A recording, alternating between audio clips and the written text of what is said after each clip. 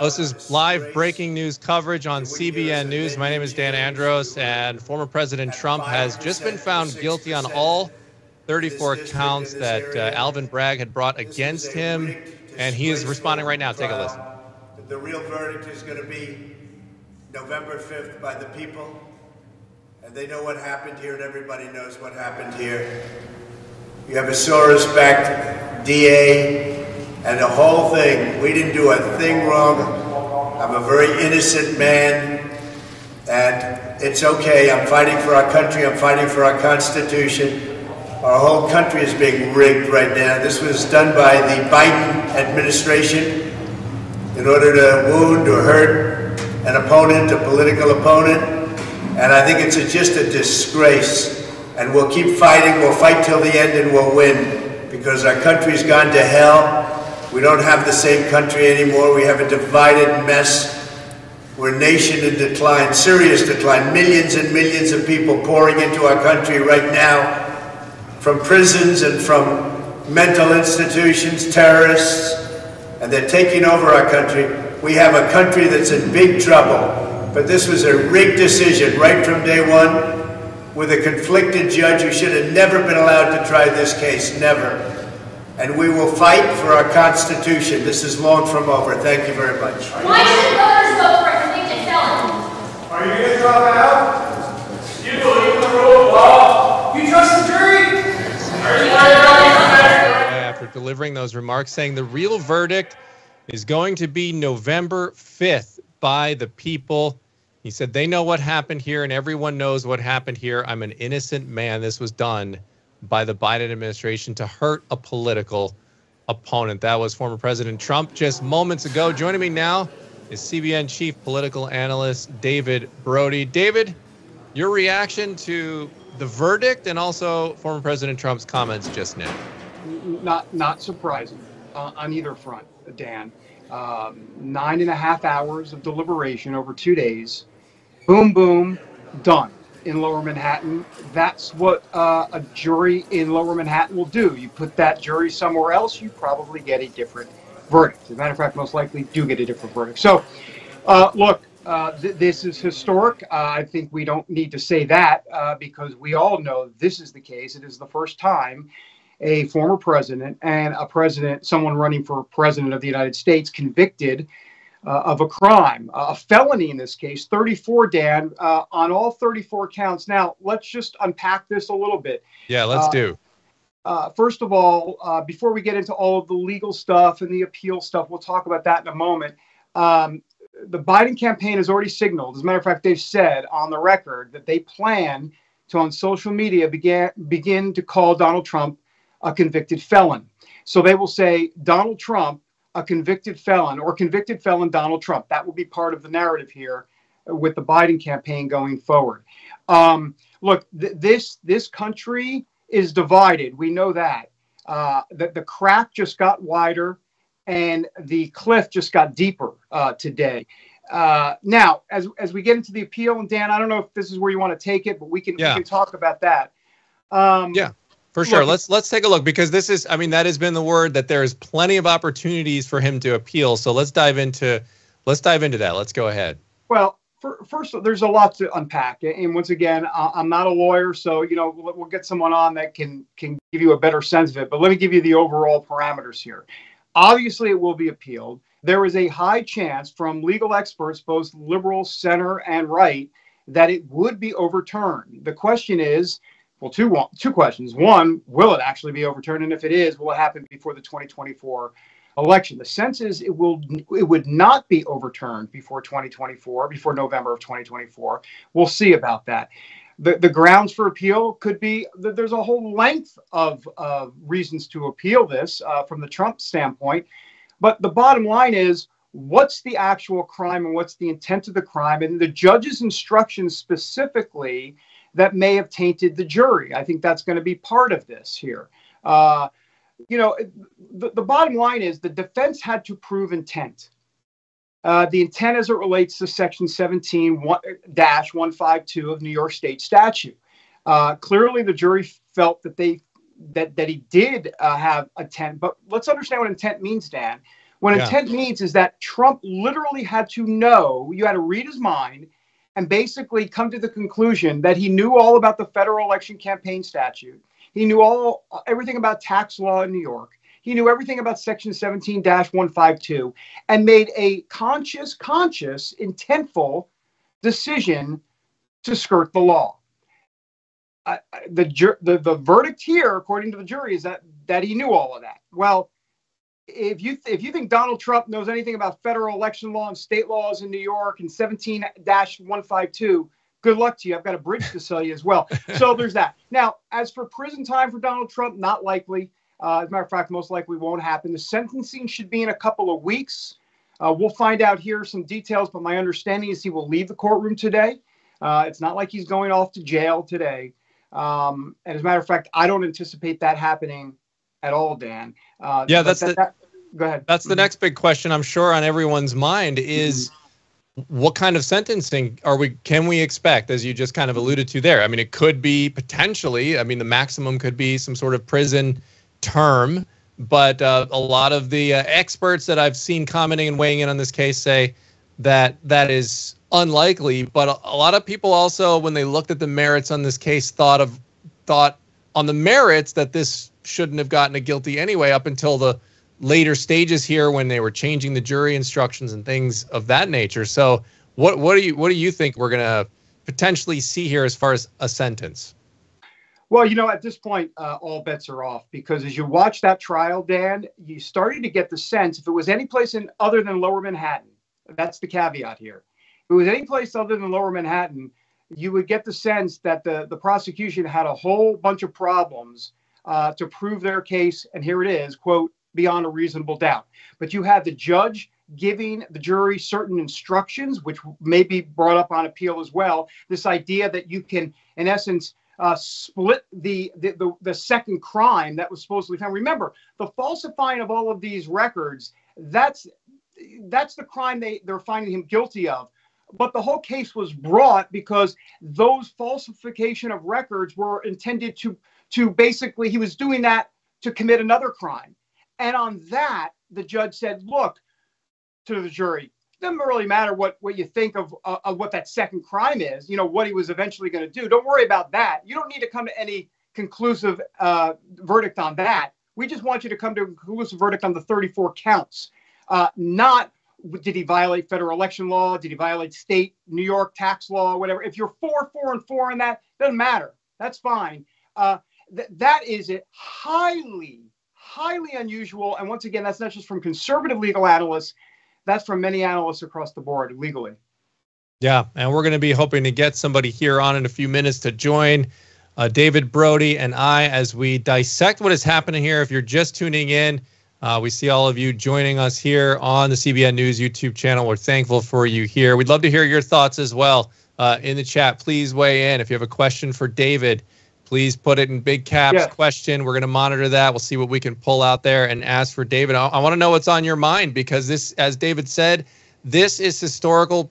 Former President Trump has been found guilty on all 34 counts that was brought about by Alvin Bragg, and that just came in moments ago. And Trump spoke just a few moments ago, as we talked about, and he was saying that the real verdict will be on November 5th, obviously referring to the election here. And David, another thing we can get in and talk about, aside from all the legality here, is how are people going to view this? I mean, Trump is making the case that this is essentially lawfare and that this is the Biden administration, as he said moments ago, using the legal system to harm their top political opponent right now. The question is, as Trump says, he's saying, look, Americans are going to see right through this. And that is what he's banking on with his messaging, and some of the polls show that as well. I saw one earlier today that said 67% of the people, it won't change, whatever the verdict was, it wasn't going to change their mind on this. So what is your sense on that? What are you seeing? People are dug in. I don't think this changes anything. As a matter of fact, my sense is Trump's numbers actually may go up. And I know that will scratch the head of many an anti-Trumper who believe he's orange man bad. But the truth of the matter is that this has been a very interesting, I'll just leave it at that, a very interesting way to prosecute a former president. Remember, Judge Merchan not only was the judge in this trial, he was the judge in Steve Bannon's trial. He was the judge in Alan Weisselberg's trial, one of Trump's, a guy that got convicted as well, who was part of the Trump organization. That may be part of the appeal as well, Dan, by the way. The fact that this judge, who we keep hearing about, is, tainted, and Trump keeps saying he's in for the prosecution. Well, why in the world does a judge, Dan, the one judge, get Bannon's trial, Trump's trial, and Alan Weisselberg's trial? That has never been answered, and it needs to be answered. So there's that. By the way, we're getting news, and I keep looking down, getting the latest here. July 11th is the day. July 11th is the day that the judge will sentence Donald Trump. July 11th. Right. That comes 4 days before Donald Trump will be nominated officially at the Republican National Convention in Milwaukee. This is wild stuff. If you try to write a nonfiction book about this or a fiction book about this, you take your choice of fiction, it just would not add up. This is something that is remarkable. Well, David, I want to jump in here real quick with a question from the audience. Yeah. You're talking about the sentencing. User Firebrand here chimed in and said, if he does get sentenced, how can he still serve? And I guess that would especially be a question if the sentence happens to be, however unlikely it may be, a prison sentence. How would he serve if he won the election? Well, a couple of things. First of all, you want to go ahead and get an official constitutional scholar to weigh in, but I can tell you the answer. I mean, the answer is he can serve from prison. He can. Even though convicted felons can't vote in America, they can still serve as president in America. Go figure. Talk to the founding fathers about that, but that's the way it works. Now, there might be some constitutional challenges to that, and whether or not he would have any sort of bully pulpit from the prison, that's a whole different ball of wax politically. But can he serve as president of the United States from a prison cell? The answer is unequivocally yes, he can. But once again, you can get a constitutional scholar to weigh in on the legal merits, both for and against. Well, yeah, and speaking of that, let's head on over now to Brad Jacob, who's Regent University. It's from School of Law, professor there. Brad, how are you? Sorry, getting the mic on. It's live YouTube. It's live. I love it. I love it. It's live YouTube. This is what we do. Yeah, that's all good. You get your mic set, Brad. Don't worry about it. We'll get to you as soon as you are ready, and we're gonna get Brad's take on this. We can hear you just fine, Brad. I don't know if you can hear us. Am I coming through? Okay. My apologies. Yeah. The screen tells me that my microphone is muted. So now the screen is lying to you. You are good to go. You could hear me. Sorry about that. All right. Well, Brad, just let me get your reaction to this. As David was mentioning, this is obviously a historical moment here. We haven't seen something like this happen, especially in anything like this in recent history. What's your reaction to all of this? Well, it's a little bit surprising. Not so much because of the facts, because there was fairly clear evidence that there was the hush money and that things were recorded differently, deceivingly, but there's some real serious legal questions here, because for this to still be a viable criminal case, it had to be connected to a felony. The effort to hide the hush money had to be used in commission of another crime, and it was a little unclear what the court was going to do with that, because the other crime would be some kind of federal election fraud crime that Mr. Trump wasn't charged with and hasn't been convicted of. So there's almost an element of the hypothetical here. Was he doing this to further a crime that we've never proven that he actually committed? And so there was some question that maybe the court would be unable to get to a conviction with that level of uncertainty. So the fact that all of these counts came through as conviction is, again, maybe not surprising on the facts, but a little bit surprising on the law. Yeah, and Brad and David, feel free to chime in with questions for Brad if you have them as well. But please talk, Brad, about. I've heard people saying that this is something, a type of case that really hasn't been attempted before. Is that accurate? Are those characterizations accurate, that we haven't quite seen an approach like this to an overall case. Yeah, I think that's true, and I think it's almost certainly correct to say that of the different cases that are at various stages against Mr. Trump, this is the weakest. This is the one where there was most doubt that a conviction would come through. Some of the thing about having classified documents down at Mar-a-Lago, it seems fairly obvious on the facts of that case. This one is, again, it's a little bit odd. It's a little bit of an odd theory because you have to do this circuitous path through other criminal activity to get to a conviction. Now, of course, all of this is odd in the sense that a former president of the United States has never faced criminal charges before. Richard Nixon probably would have had not Gerald Ford pardoned him on taking office. But this is all new ground for the United States. We've never been here before. Well, I truly believe that, and listen, I don't believe what I'm about to say is hyperbole. I wanted to choose my words carefully, but I believe America changed today. I really do. Whether or not this is overturned on appeal, whether or not Trump wins the White House or not, we can talk about all of that. But I believe America changed today from a jurisprudence standpoint, and specifically from a political or a legal system standpoint. And Brad, I'd be curious to get your take on this, because we're hearing from Marco Rubio, we're hearing from so many senators and politicians, but not just senators and politicians, but even conservative and even moderate legal scholars to say, look, if this is the road we're going down in America from a political or from a justice standpoint, we have a country in real trouble here. Put the fact that put aside for the moment that it's Donald Trump. Everybody gets, kind of crazy eyes with Donald Trump about, forget that for a second. The merits of this case, if it was anybody other than Donald Trump, would this case have even been what it is today? I don't know. I mean, I don't have any way of knowing what a prosecutor would have done with a different defendant and different facts. We have a case now pending in the Supreme Court as to whether a president of the United States, or to what extent the president of the United States has immunity from criminal lawsuit. And that is a very significant question, because if the court rules in a way that allows presidents to be charged with a lot of different crimes while they're president, you can see in today's political mess that we're in that everybody's going to be filing charges against everybody. And now this case, though, is a little bit different because this is conduct from before he was president.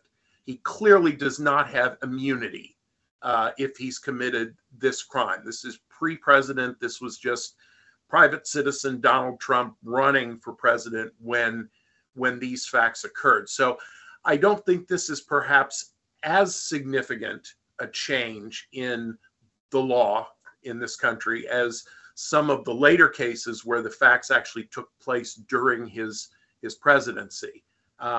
So I don't know. I'm a rule of law guy. I think if someone has violated criminal law, they can be punished. And this one is an unusual theory, but the judge and jury believe that it fit. But what about the appeal here? Because the charging document did not specify the second crime. Well, and I don't think it needs to. I mean, any crime or combination of crimes, because what you're going after is the mental state of Mr. Trump. If he indeed had this falsification of the records to hide the actual use of this money, it could be going for any crime that he's trying to cover up. And but Brad, let me interrupt you there. How in the world do they prove that he willfully knew the law in New York, whether it be the federal election law or the New York state tax law or 17-152? I mean, the jury would have to believe that Donald Trump had the intent. That's the key word, the intent to do it, and knew all about the law and was circumventing it right from the get-go. How did they prove that? I'm trying to understand that, especially with the testimony of Michael Cohen, a convicted felon, someone caught on the stand lying, and of course you have Stormy Daniels and on the rest. How in the world did they come to that decision? Well, it's a question of fact for a jury. I mean, our legal system, our criminal law system, depends on juries to make factual evaluations. And he doesn't have to have known every little detail of the law. They have found that he did, in fact, make these transactions with an intent to further some criminal activity. No, I get that. My question is, I'm curious how the jury came to the decision that he had intent. How do you prove that in a court of law? What did the prosecution do to lay that out? I'm not quite sure I see it, but anyhow, I'm just trying to understand it. I wasn't present in the trial. I don't know all the evidence that was put in front of the jury. I just know that the jury received enough evidence that they were able to come to a unanimous verdict that he had, in fact, been doing this to further a crime. Now, that can be challenged on appeal, but factual determinations by a jury are difficult to overturn on appeal. Appellate courts typically will look at the lower court and say, did you get the law wrong? But once a jury has made factual findings, it would be unusual. The appellate court would have to find that the jury acted irrationally, that a rational jury could not have found the way the jury found. A couple comments coming in from some notable figures here. Jonathan Turley said, I obviously disagree with this verdict, as do many others. I believe that the case will be reversed eventually, either in the state or federal systems. However, this was the worst expectation for a trial in Manhattan. I'm saddened by the result. More for the New York legal system than the former president. I had hoped that the jurors might redeem the integrity of a system that has been used for political purposes. Marco Rubio said the verdict in New York is a complete travesty that makes a mockery of our system of justice. So that people are weighing in here, and obviously on the other side of the aisle, I would assume that the responses are going to be somewhat different. We'll see what they say there. But Brad, I wanted to get your take on, just in the last day or two, this week, we saw the judge give new instructions to the jury on how to go about looking at these charges. What was that, and how much of a role did that play in this outcome? Sorry, I am not familiar with the change that you're talking about. I didn't see those instructions. Okay. All right. A couple things. So sorry, David, did you have something else, David? Yeah, I'll move on to that. This isn't from the Biden campaign. We should just point this out. They said, I'm not going to read the whole thing, but I'll just, this is a quote. I'm not summarizing. It's a quote. In New York today, we saw that no one is above the law. Donald Trump has always mistakenly believed he would never face consequences for breaking the law for his own personal gain. But today's verdict does not change the fact that the American people face a simple reality. There is still only one way to keep Donald Trump out of the Oval Office, at the ballot box. Convicted felon or not, Trump will be the Republican nominee for president. So, and they go on. And, well, it's accurate in the sense that that's the way to keep him, if you keep him out of the White House, that would be the victory. Here's the problem for Democrats.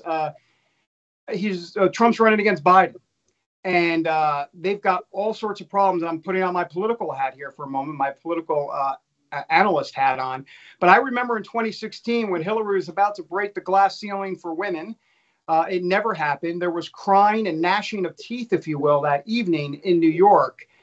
If we thought that was bad in terms of the reaction by the left, imagine the coming potential meltdown by the left if Donald Trump is elected the next president of the United States on November 5th, and the appeal still hasn't gone through, and he's technically a convicted felon. Can you imagine what the left is going to do? So, kind of like, what is it? You win the battle. They won a battle, but they might have lost the war. Right. We'll see. Well, this feels like it could be a situation like that, very much so. Well, and we'll get back to it. Brad, I wanted to ask you about the sentencing and the possibilities there here in just a moment.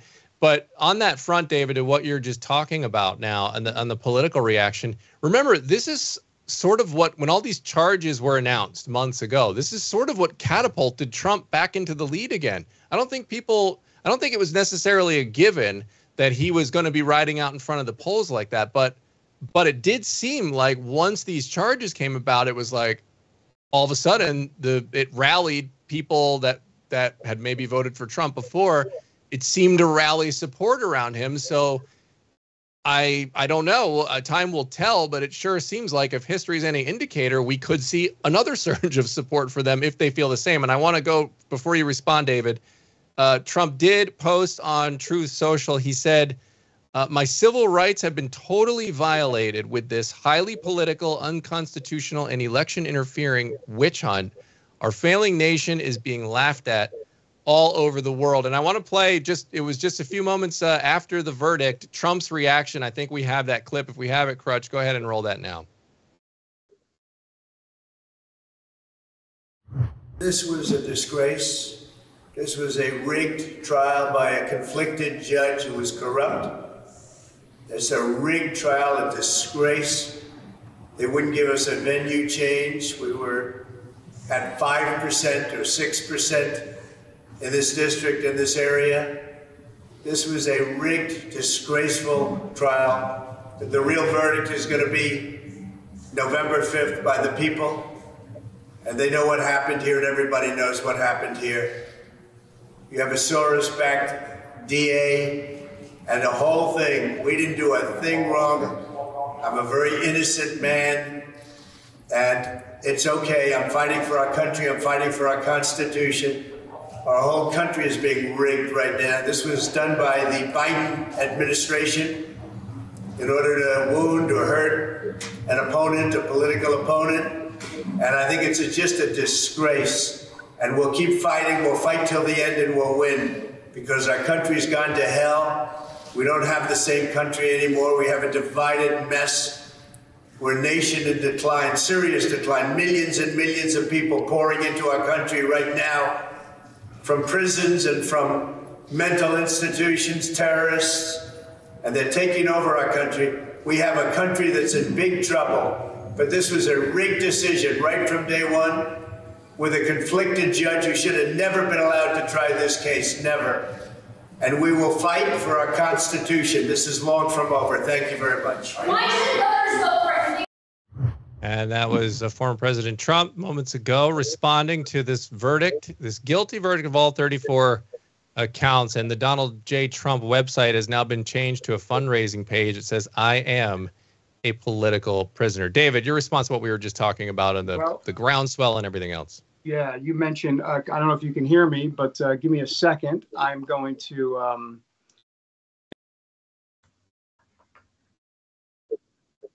Yeah, he just popped off. We just lost David Brody, looks like, off the feed. We'll get him back here in just a minute. While we wait for David to respond, now we left everybody on a cliffhanger there. David had a great response to that, I'm sure. But Brad, I wanted to ask you about the sentencing, because now this is sort of the next big... I mean, it could be prison. It could be potentially, just a fine or something of that nature. Do we have any indication at this point of what is the more likely scenario? No, I don't think we do. I mean, obviously, there's some political pressures here. And is the judge going to feel pressure to not put Mr. Trump in prison, to just give him a financial fine as a result of the conviction? Just because of the kind of outcry there will be from many people on the right if he is put into prison. If he were already president, I think there might be some constitutional argument that a state cannot put the sitting president of the United States into prison. But again, he's not president now. He's a private citizen running for president. So what will happen if New York sentences him and puts him in a penitentiary before the election takes place, and then he's elected? I have no idea. This is all new ground. No one in the American Republic has ever thought about questions like this before. It really is unprecedented territory that we are in right now. And if you're just joining us now, we thank you, all the thousands of people that are watching us here on the CBN News YouTube channel and elsewhere, the CBN News app, and on cbnnews.com, to responding to the fact that former President Trump has indeed been found guilty of all 34 counts. And we talked about just here moments ago, I was I'm back. asking David Brody, our CBN News chief political analyst, how are people going to respond to this? And David is back now. David, we left them on a cliffhanger. You have now returned. Your response. Yeah, I'm trying to figure out where I was. I was just taking a call from Corey Lewandowski, who was with President Trump, literally in the same room. I have calls out to sources, so I was literally talking to Corey. He said the president is going to be in full appeal mode, and this is just a travesty of justice. And he went on to say that this is the worst verdict that they've ever obviously seen, and he's determined and all of that. So, but he's frustrated. You can imagine. So that coming from Corey Lewandowski, who's with President Trump as we speak here in the last few minutes in the same room. Look, I'm not quite sure what that question was, but I think it was about the donation page. It may have been about the donation page. Well, no, we were talking about how when Trump initially got a surge here, before he entered into the race, it was when all of these charges were announced, right? So he got a groundswell after that, and all of a sudden he had a big lead. What will the impact of this be? I mean, obviously time will tell for sure, but I'm wondering if history will repeat itself on this. Yeah, I mean, I think that is probably going to be the case. I can tell you this about that donation page, which I do know you mentioned moments ago. It has now crashed. Since the guilty verdict is in, Donald Trump's donation page has crashed because there's so much traffic. Does not surprise me. I can just tell you that I have a text here. My texts are blowing up as well. And I have somebody that texted me, a friend. They said, I've never, ever donated to a presidential candidate before until now. Yeah. So that's anecdotal, but there you go. Here's the thing. We don't need to get into whether or not Trump is the victim here, or if he's going to play the martyr. But here's the reality. He plays that role extremely well. I'm not saying that it's false or fake at all. That's not what I'm saying. I'm just saying that that's a real estate to I guess pun something along the lines with Trump. That's real estate that he is familiar with and that he enjoys, the underdog, the martyr, the victim. And now it's going to be on steroids. And let me just point out one other thing. What Donald Trump said in his comments afterwards, where he said, this is the Biden administration doing this. A lot of people would be like, ha ha, funny, insert laugh emoji. Well, let's unpack what he said, the Biden administration. So what does that mean exactly? What he's talking about specifically is the DOJ. Now, there will be people that say, well, the DOJ is separate from the Biden administration. Well, this just in, read your Constitution. No, it's not. It is not separate from the Biden administration. As we know, the Attorney General of the United States is nominated and then confirmed by the Senate, but nominated by the President of the United States.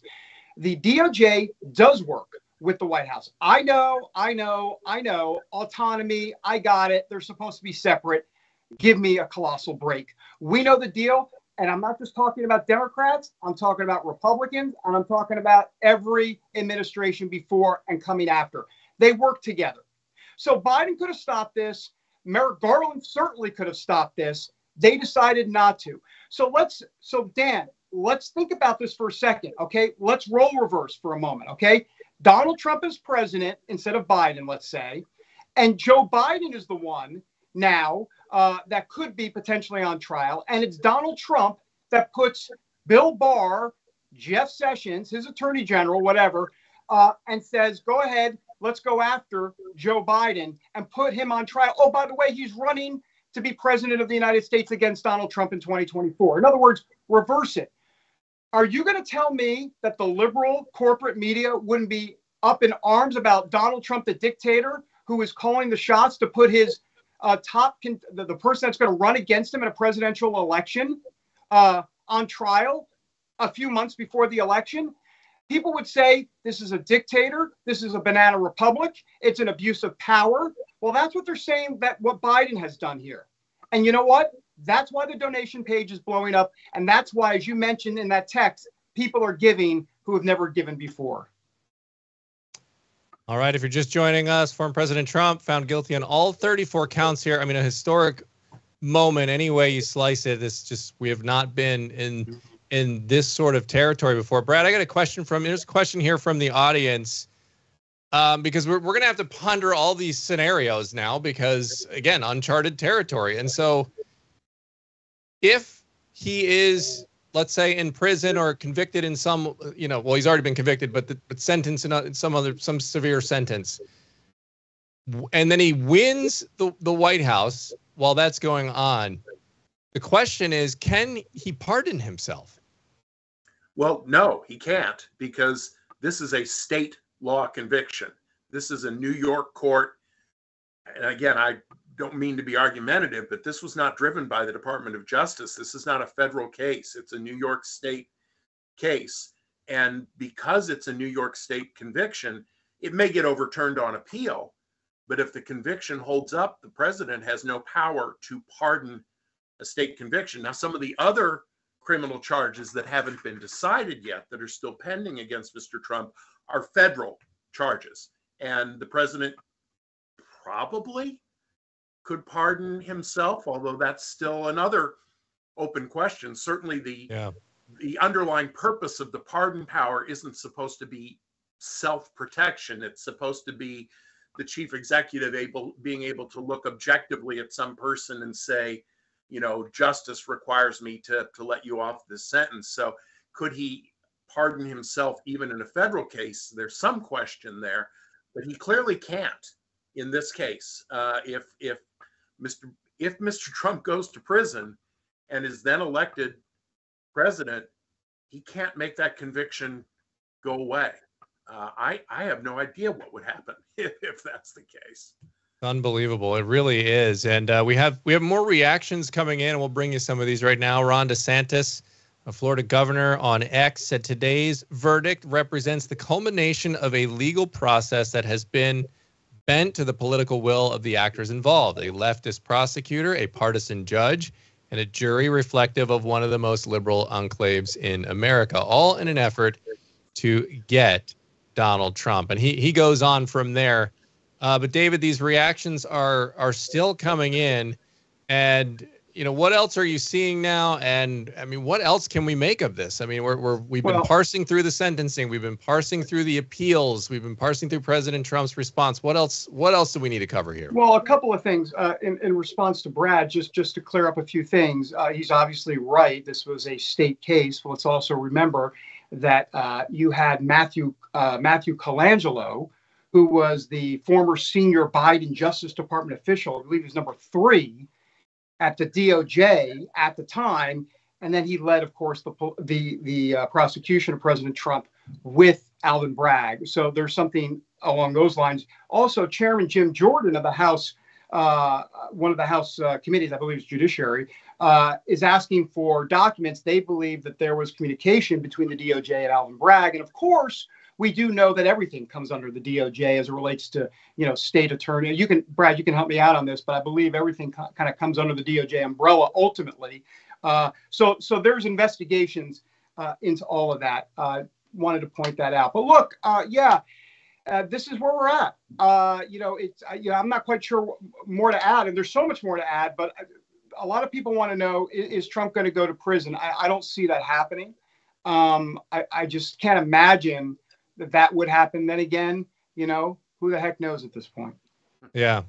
Well, Brad, I wanted to ask you, being a law professor there at Regent, your view on this. We've talked about a few aspects of the case. What else do you want to add to this? What's kind of your overall sense as someone, with that law background, just sort of peering in on this whole case? Well, it's certainly a fascinating situation to look at. Again, up until a couple of years ago, none of us would ever have dreamed we'd be in a world where a former president and now presidential candidate would be facing all of these criminal charges. And obviously a lot of Americans think the charges are phony and trumped up, if I can say that. And others, believe that they're just getting a totally crooked guy and catching up with him. But the strangest part of all this is, how it's going to interact with the political side and how this is going to affect, because what Mr. Trump has proven over and over again is he's kind of Teflon. The more bad stuff that gets thrown at him, he just does better. His people love him more when charges are filed, when new accusations are made, so will being convicted of felonies continue to improve his credibility? Will continue to make people love him even more? Maybe. And then again, for me as a constitutionalist, will he actually be able to take office? And what will happen if he's in prison? Yeah. Gosh, this is going to be fascinating to watch it play out. You know, Brad said felonies, and I think that kind of goes to the point as to why the Trump page has crashed with donations and why there's this outpouring of support and his numbers will go up, because these were, to many of his supporters, trumped up, if you will, trumped up felonies. In other words, they were never felonies. These were misdemeanor falsifying document stuff that, you know, would never be prosecuted like this. 34 felonies with, if you look at each count has 4 years behind it. So 34 times 4, I'm not the biggest math guy in the world. That's 120 plus years. Look, we know that's not going to happen. The point is that people see this. They're not stupid. And here's the other part of it. The gag order. You know, look, you know, you try to gag Donald Trump, and that's going to make it even worse for the left politically. Now, I'm talking politics here. I'm not talking about the legal system, though you can make the argument that Michael Cohen and Stormy Daniels, though they weren't on the stand, but many other folks, that there was no gag order on them. They could say anything they wanted about the horrible Donald Trump, Orange Man bad, but Donald Trump couldn't say a word. And people see this. They you know, there's a common sense aspect to this where it just doesn't feel right. It doesn't feel like a fair fight. And Donald Trump is benefiting from that politically. It's just really that simple, plain and simple. Yeah, indeed. And we have, you mentioned, Brad, these other cases when you were talking about one of your answers. We have other pending cases against the former president right now. Can you talk about a couple of those and perhaps what is the timing of those? What can we expect to see there? I'm not sure how deep you've dived into these other cases, but what can you tell us about them? Well, I think the best current read of the situation is nothing else has any chance of getting to a verdict before the November election. They're all going to be at some point in process. It has always appeared that the strongest case against Mr. Trump is the classified documents case down at Mar-a-Lago. You know, we've all seen pictures of the boxes of classified documents sitting around, but that's moving more slowly. We've got a couple other cases, each with multiple felony indictments that have to do with attempting to overthrow the 2020 election, whether that was specifically on January 6th, 2021, inciting the riot that went to the Capitol, or whether it was more broadly trying to, you know, down in Georgia, saying you've got to get me 10,000 more votes, trying to find some way to win the election that he lost. Those, I think all of them were stronger cases. One of the weirdest things is that this is the weakest case, and this is the one I sort of expected to come out as acquittals, just because, for some of the things David's been talking about, because it's a little bit of a stretch to make this conviction hold up. The others are stronger cases, but the others aren't going to get resolved before Election Day, and probably not before Inauguration Day. So, yeah, but sooner or later they're going to come up. Well, the federal cases, he can end them because, again, it is correct to say the president ultimately has control of the Justice Department. Right. If he wins, if he were to win the election, and then after the election is settled, these cases come. Go away. But we've still got one other state case going on in Georgia. That's another state law case that he cannot make go away, nor could he pardon if convicted. So who knows? Who knows? Yeah, I would just say once again, back to politics, because it's all intertwined, isn't it? Yeah. This really, listen, I'm not going to say cue up the tape, Dan, but maybe you do want to cue up the tape on November 5th. I may make a bit of a prediction. This actually, May 30th, today, May 30th, 2024, could actually be the day that the Trump landslide happened. And I want to be here. This is not a hyperbole. I'm not trying to kind of like gin up and try to be dramatic. I really mean that. He's within 4 points in New Jersey in the latest poll. I don't think he's going to win New York State, but he might get close. But he could definitely win New Jersey. He could win Minnesota. He's probably going to win Nevada. He didn't win any of those last time, but New Jersey and Minnesota especially. I mean, and there's more. Too. Pennsylvania, but that's a swing state, right? I'm talking about blue states, and Nevada, I guess, to a degree, has been a swing state. But the point is that New Jersey and Minnesota could flip, and so watch for that on November 5th. Once again, that would be seismic, and of course, if New Jersey flips, well, that's game, set, match. I mean, then you can just, then it's just a matter of how many electoral votes did he get. But my point is that this type of verdict today could have ushered in a Trump landslide in 2024. Well, I truly believe that. David, I just got to interrupt you because as you were saying that, I've just been notified that Eric Trump tweeted pretty much what you're saying now, that May 30th is the day Trump wins the election. So, I mean, the T-shirts are already probably being printed right now, I would guess, with the May 30th date on it. We'll see. Can I just say one last thing? And I'm curious to get your take on this. And, I know we have a pie in the sky mentality of like, we want to appeal to our better angels and all of that. But let's have a reality check for a second. Why are we even in this mess to begin with? Why is Donald Trump's support continue to grow? Because I believe we've lost faith in the public institutions here in this country. I believe we've lost faith in the media, in the court system, whether it be the Supreme Court and others. We've lost faith in Congress, and we've just lost faith overall in what we used to have faith in. And because of that, Donald Trump comes along, and Donald Trump would never have been president in the 70s, 80s, 90s, 2000s. But now in America today, the fact that we have been whittling away the lack of faith in our public institutions, I believe that's why it's ripe, R-I-P-E, ripe for Donald Trump to be in the position he's in politically, even though this would normally sink any other candidate, but not Donald Trump, and not in today's America. Let's take one more look here at what former President Trump said coming out of the courtroom. If you just joined us now in the last few minutes and you hadn't seen it yet, here's what former President Trump said in response to this guilty verdict on all 34 counts. Take a look.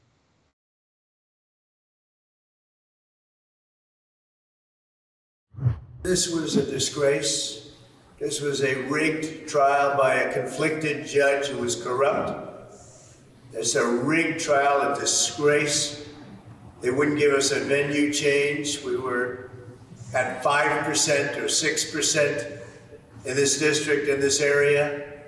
This was a rigged, disgraceful trial. The real verdict is going to be November 5th by the people. And they know what happened here, and everybody knows what happened here. You have a Soros-backed DA and the whole thing. We didn't do a thing wrong. I'm a very innocent man, and it's okay. I'm fighting for our country. I'm fighting for our Constitution. Our whole country is being rigged right now. This was done by the Biden administration in order to wound or hurt an opponent, a political opponent. And I think it's just a disgrace. And we'll keep fighting. We'll fight till the end, and we'll win, because our country's gone to hell. We don't have the same country anymore. We have a divided mess. We're a nation in decline, serious decline. Millions and millions of people pouring into our country right now, from prisons and from mental institutions, terrorists, and they're taking over our country. We have a country that's in big trouble, but this was a rigged decision right from day one, with a conflicted judge who should have never been allowed to try this case, never.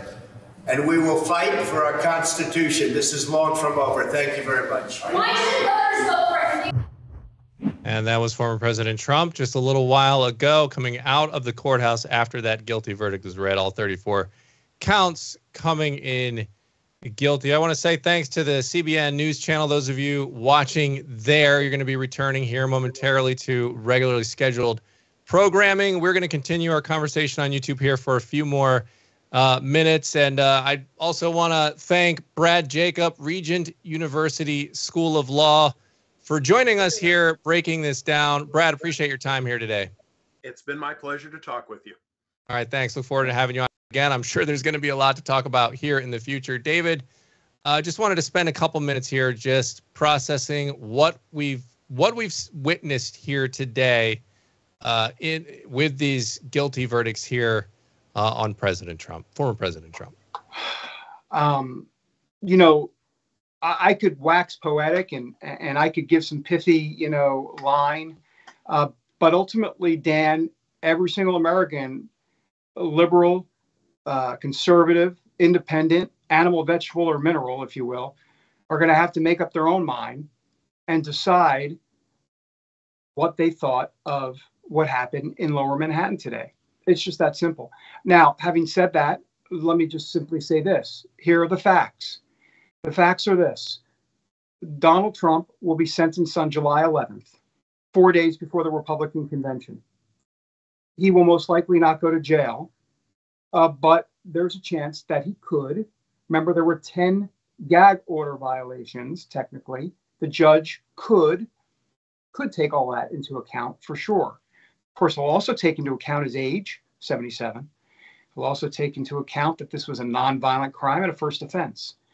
So you put it all together, most likely he's not going to jail. Now, having said that, there's no reason to believe that even if he was sentenced to jail, that he would actually serve any time. Let's say, for example, on July 11th, the judge sentenced him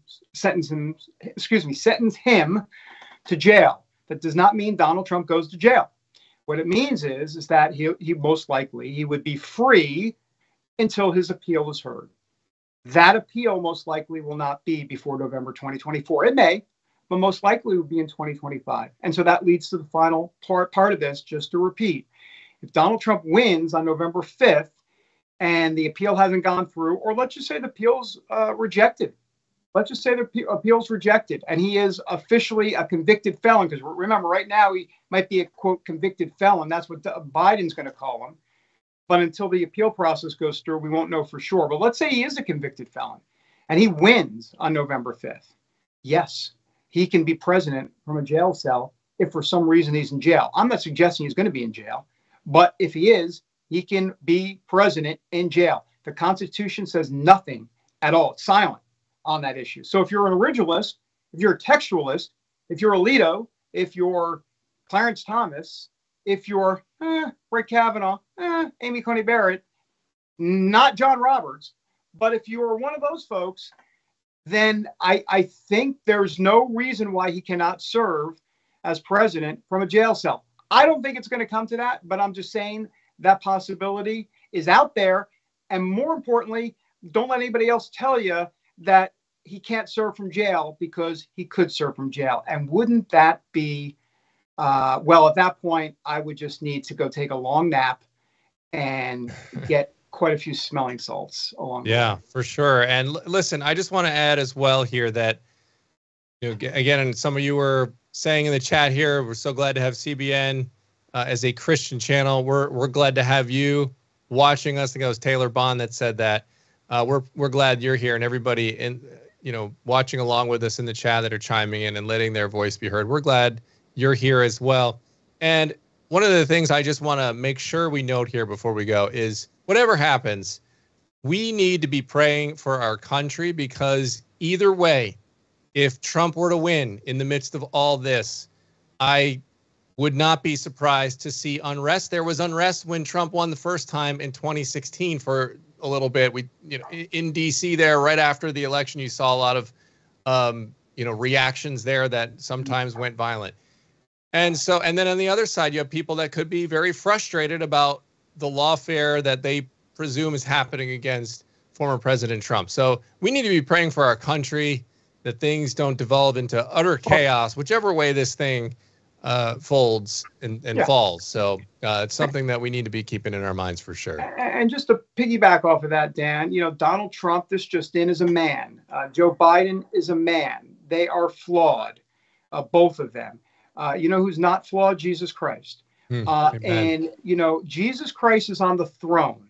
And that ultimately, guys and gals, if you will, that needs to give us peace. That's where I think we need to center up and realize that it's not about a guilty verdict. It's not about a not guilty verdict. Jesus will take care of it. He's got it all under control, even though it feels like the world is spinning out of control.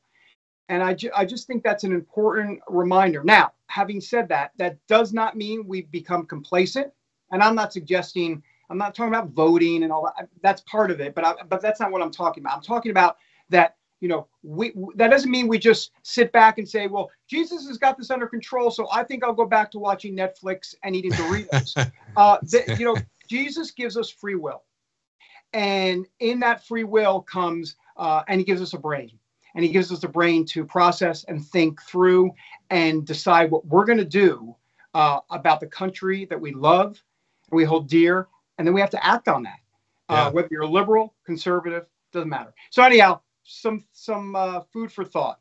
Yeah. I mean, it's that beautiful sort of dueling things that are happening where God's sovereign will be accomplished. But yet, like you said, we're also called to engage and to interact with the things that are going on and to act the way that we think, God wants us to act. So all of those things are happening at the same time. Us fallible humans can't physically process how that all works out, but we have a great God who does work all things for the good for those who love him. So I keep wanting to piggyback. One last thing, and I'll be quick. Yeah. I promise I'll be quick.